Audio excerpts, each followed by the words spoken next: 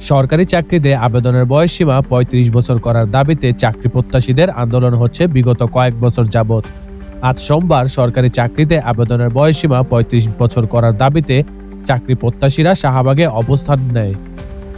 ওই অবস্থান নেয়ার পর সরকারের কোনো ধরনের গ্রাহ্য তারা পায় না। তখন আন্দোলনকারীরা অবস্থান নেয় প্রধান উপদেষ্টার বাসভবন যমুনার সামনে। তখন ওই অবস্থানে পুলিশ টিয়ারশেল নিক্ষেপ করে, এতে বেশ কয়েকজন আন্দোলনকারী আহত হয়েছেন। তখন সরকার আন্দোলন নিয়ন্ত্রণে সরকারি চাকরিতে আবেদনের বয়সসীমা নির্ধারণের জন্য কমিটি গঠন করার সিদ্ধান্ত নেয়। এই কমিটির প্রদান করা হয়েছে সাবেক সচিব ও সাবেক তত্ত্বাবধায়ক সরকারের উপদেষ্টা আব্দুল মুহিত চৌধুরীকে, যিনি জনপ্রশাসন সংস্কার কমিশনের প্রধান। কমিটির সদস্য সচিব জনপ্রশাসন মন্ত্রণালয়ের সিনিয়র সচিব ডক্টর মোহাম্মদ মোখলেসুর রহমান।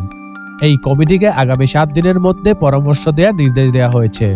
সোমবার জনপ্রশাসন মন্ত্রণালয়ের এক নোটিশে এই তথ্য জানানো হয়।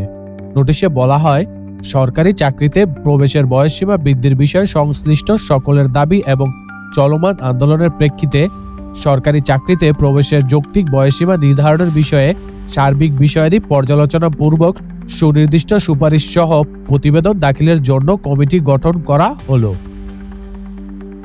প্রজ্ঞাপনে আরও বলা হয়, কমিটির আহ্বায়ক কমিটিতে প্রয়োজনীয় সংখ্যক সদস্য অন্তর্ভুক্ত করতে পারবেন। কমিটি আগামী 7 কার্যদিবসের মধ্যে প্রতিবেদন দাখিল করবে।